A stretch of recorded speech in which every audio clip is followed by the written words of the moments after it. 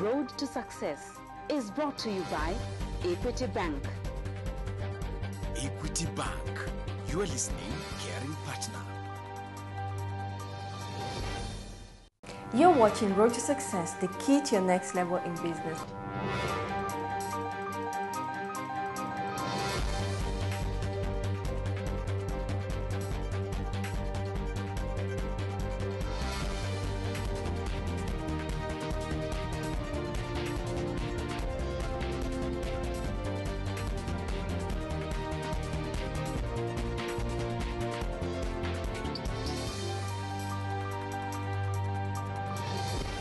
You're watching Road to Success, the key to your next level in business. Our guest is Martin Ojay of Ojay Designs. Karibu sana. Thank you so much. It's really an honor to have you here on our show because you are doing amazing things like turning trash into cash. We are glad you're doing that.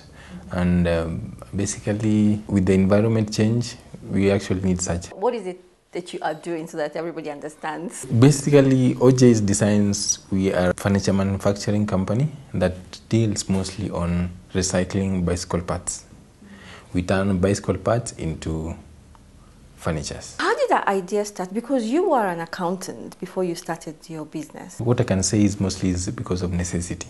What do you mean necessity? Necessity comes in such a way that I was in need of a furniture.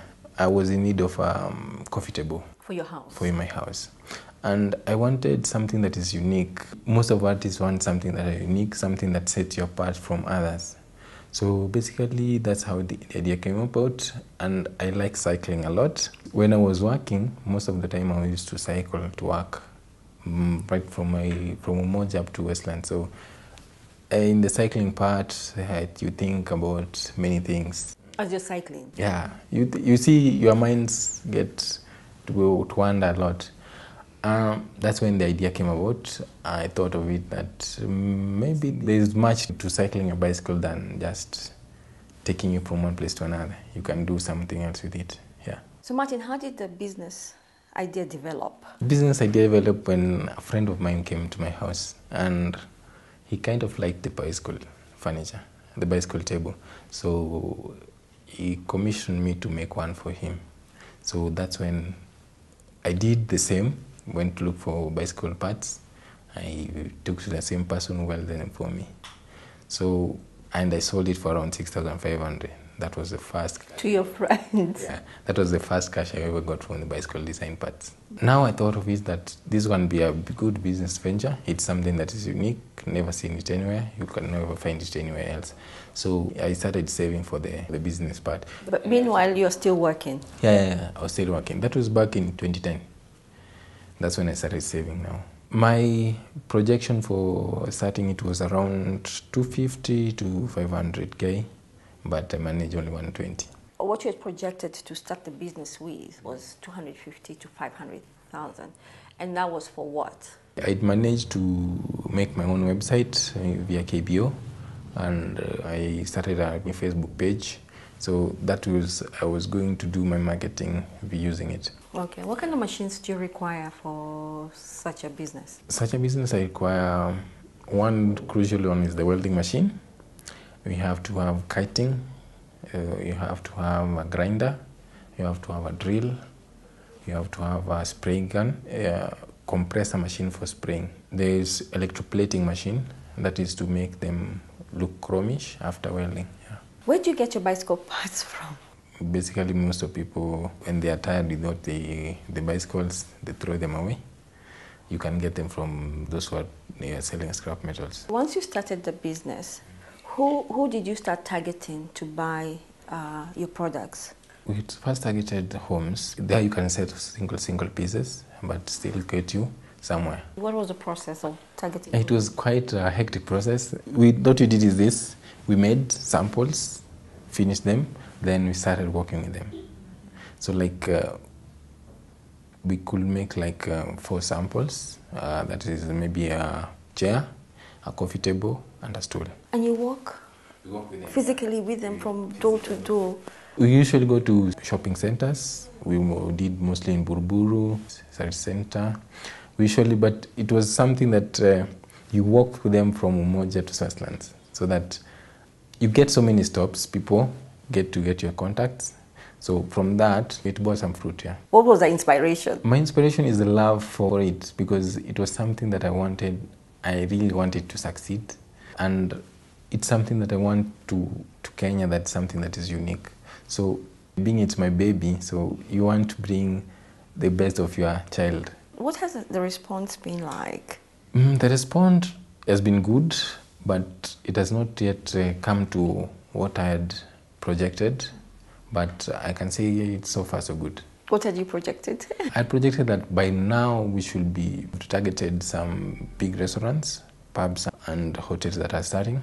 But that acceptance is still low. I think with time it's going to be good. But besides that, you also do other products to supplement your income. We decided, since the acceptance was low and the sales was not that as much projected, we wanted to increase our income.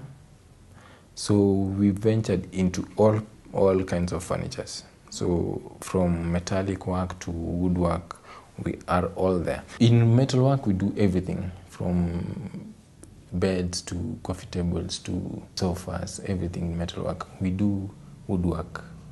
We do everything in woodwork. So all that we are supplemented. And apart from furnitures, we also do artworks, paintings and all that. Yeah. Martin, we must take a break, but when we come back, we'd like to know what were your intentions or what did you want to solve by starting your business? You're watching Road to Success, the key to your next level in business. Don't go away.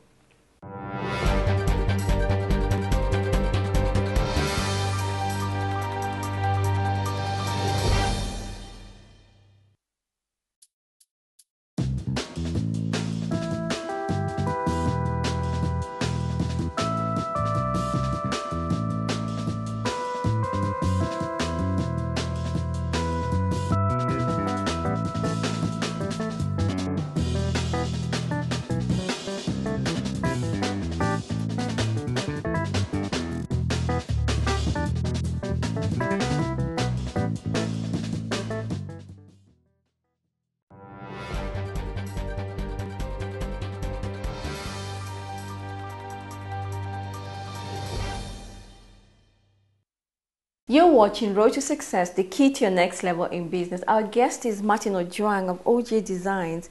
You do have amazing designs, but I'd like to know, how did you transit from being an accountant, that's numbers, into becoming an artist that you are? It's all inbuilt, something that the talent that I have. That's, I think, reason why it was easy for me to transit from being an accountant to what I do now. But everybody who starts a business, they come in wanting to solve an issue. What was yours? Mine was to bring something that is unique.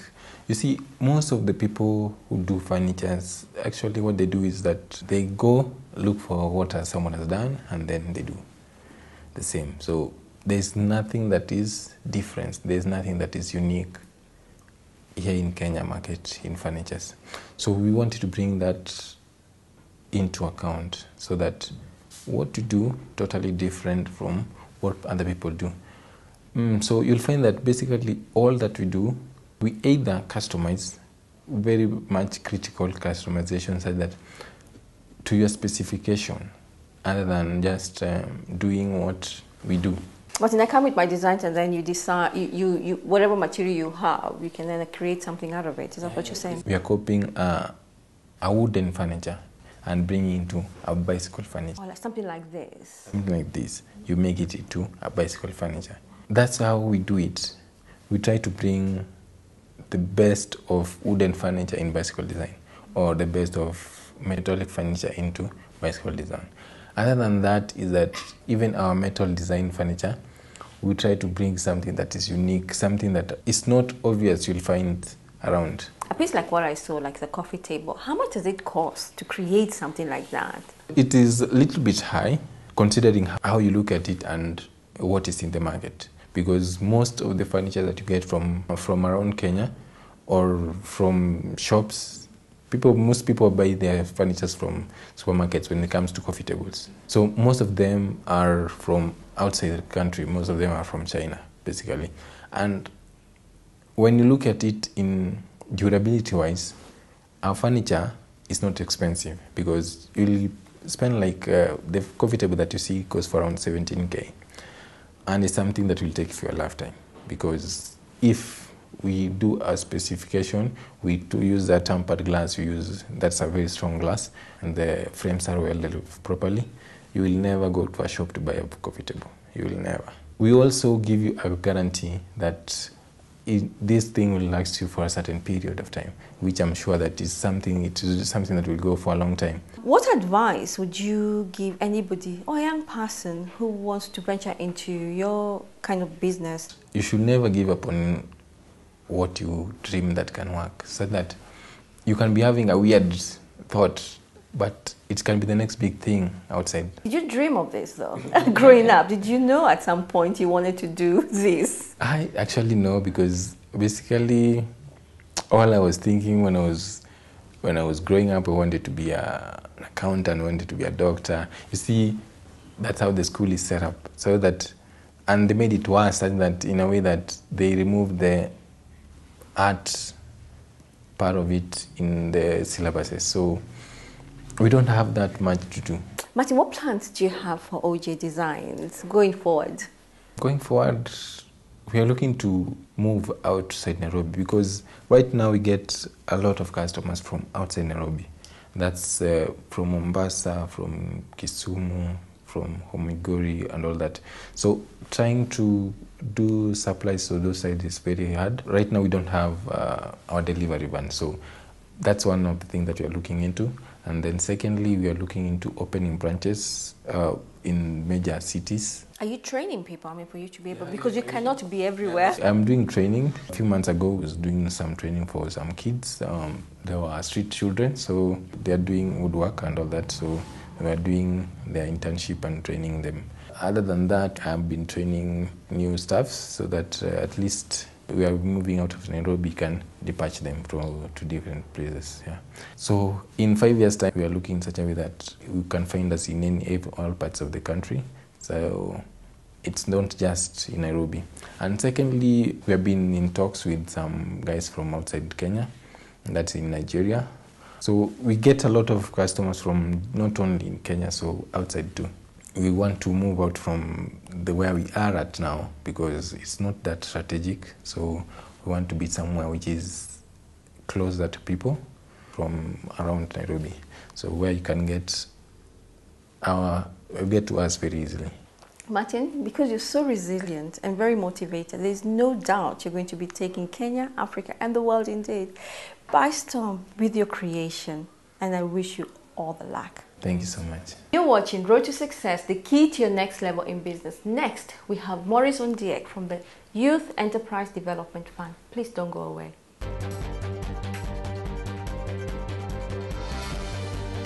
The direction we are taking is to try and reach out to as many young people as possible. We have to create awareness that business opportunities are there, and more importantly, the financing for those opportunities is a reality.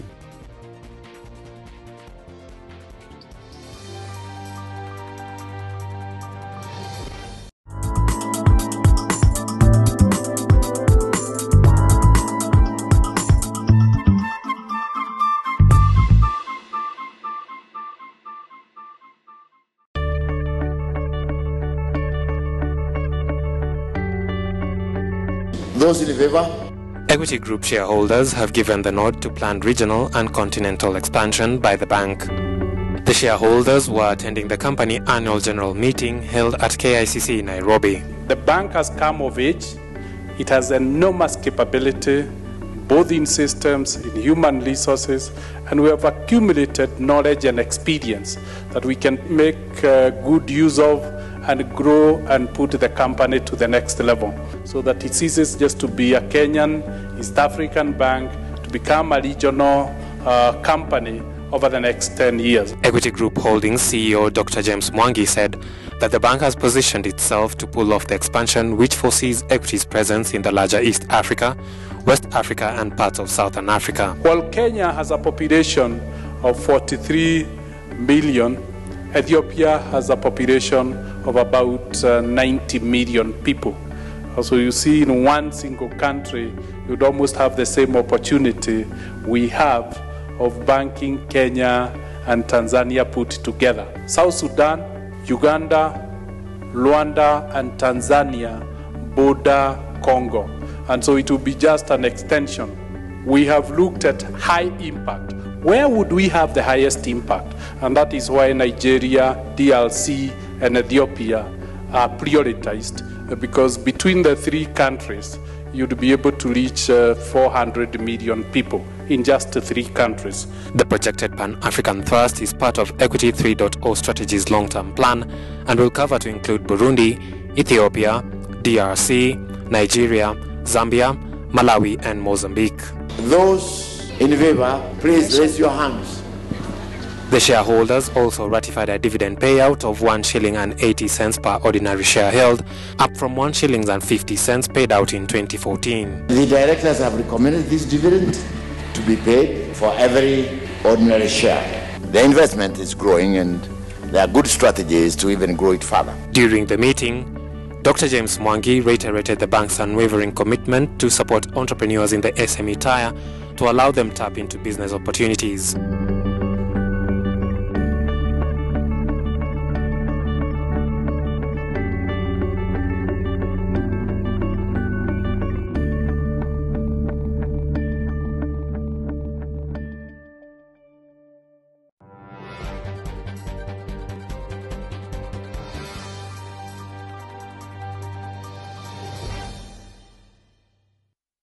Welcome back. You're watching Road to Success, the key to your next level in business. Our guest is Maurice Ojay of the Youth Enterprise Development Fund. Thank you so much for being on our show. Thank you. You've been with the Youth Fund for the last 4 years. Yes. And what difference do you think it has made for the youth in this country? For the last 4 years, I'd say I've seen the lives of young men transform. In the past, young people used to be known for those small enterprises, but that is now changing because we have seen young people now owning companies, and thanks to the money that we give them, some of them are able to do construction tenders worth millions or hundreds of millions. To me, that is a transformation that I would say is something that is good for the society now that the young people are taking charge of the economic destiny of this country. There's a lot of talk about young people lacking jobs. What direction are you taking as a youth fund to gear them from seeking jobs into enterprise? The direction we are taking is to try and reach out to as many young people as possible. We have to create awareness that business opportunities are there, and more importantly, the financing for those opportunities is a reality. Youth Enterprise Fund plays the role of offering that financial capital at affordable rates, and in fact for the startups we charge no interest, and therefore for the young people who would wish to venture into enterprises, we are offering them the opportunity to set up enterprises, and also we provide skills. Apart from the finances, we do training, entrepreneurship training, for the young people who apply for those loans. What kind of ideas come on your table on a daily basis? Young people are innovative. Although majority of the ideas are based on retail business, agribusiness, that is poultry, crop husbandry. The other groups of youths who have come up with good ideas for funding in ICT and in other areas of innovation, we rarely don't say no to the ideas, but in most cases we help them redefine those ideas to fit into the real world. Some of the ideas are good, but when you look at the proposal, the funding request does not match the proposal. For example, he wants to start a livestock business, and we'll ask you for $500,000 to buy and sell livestock. Then you look at, if he's to buy and sell livestock, at $500,000, this would buy more than 20 cattle. If you look at, let's say one is 20 or 25,000. So you find this is someone you can advise, because he has no experience in this business, to scale down and maybe start off with 2 or 3. As he progresses, we shall be able to finance him more and more. So we want to walk the journey with them so that these business ideas don't end up being a frustration to the same young people. He bought 20 heads of cattle thinking that tomorrow they'll all sell, but maybe the market could only afford to offer him an opportunity to sell 2 or 3. And what is the criteria that you use to determine whether this person will get a loan or not? The first criteria for anybody to qualify for the youth fund loans is criteria for being a youth. The Constitution defines a youth as anybody below the age of 35. If you've qualified, you're a Kenyan and below the age of 35, then that is the biggest criteria. The other one is we look at your business proposal. Is it feasible? Can it work out? If it can work out, then we can have you get financed. If it does not, again, we'll take you through, we'll train you on how to redefine that idea so that you don't lose out. Once the process of the application is done, do you sit with these young people and interview them to see whether they can actually take this idea to the next level? Our application form is interrogative, is a question and answer, but it has all the tenets of a business plan. So you'll find a question of, why do you want to set up this business? Where will you sell? Who are your customers? We can derive that from the feedback we get. And if there is need for further interrogation, we shall have a discussion with the group or the individual and be able to find out actually if this business is viable or not. And how long does a business loan take? A business loan, the maximum time is 1 month. For approval? No, for the whole process, for the check to come out. Having engaged these young people in the last 4 years, what is the most critical advice you would want to share with the young people? Business opportunities are there, and there's always the fear of, will I succeed or not? As young people, I would tell them that this is the age that your risk-taking propensity is high. You may grow old, and a time will come when you will not be able to imagine making some steps. So at this age when you are agile, can be able to do things, my advice is take advantage of opportunities. However, our risks should be calculated. Seek advice. You can come to our offices at Youth Enterprise Fund. Share with us, I have this idea, I would want to do this. Please guide me on how to set up this enterprise. From our experience, we can be able to tell you this kind of business you want to start. About 5 or 4 youths have started. However, this is the kind of challenge they are facing. Do you think you're up to it? We can even advise him, when you start, don't go this way, because this way has been proven not to work. You can try another way. And therefore, my advice to the young people is take advantage of these opportunities, especially the opportunities that are coming out in the government procurement. The 30% offer for tenders is quite a good amount of money for young people to take advantage of. That, I think, should be able to remove most of us from being poor to the level of being middle income or even above. Thank you so much, Maurice. That information is very vital. And as far as we are concerned, there should not be any youth sitting at home waiting to get a job. They should be actually out there creating job and creating wealth, not only for themselves, but and for their country. Yes. Thank you so much. Thank you. Thank you for watching Road to Success, the key to your next level in business. We would love to hear from you. Share your thoughts and your comments on 20511, starting with the word think. Have a blessed week.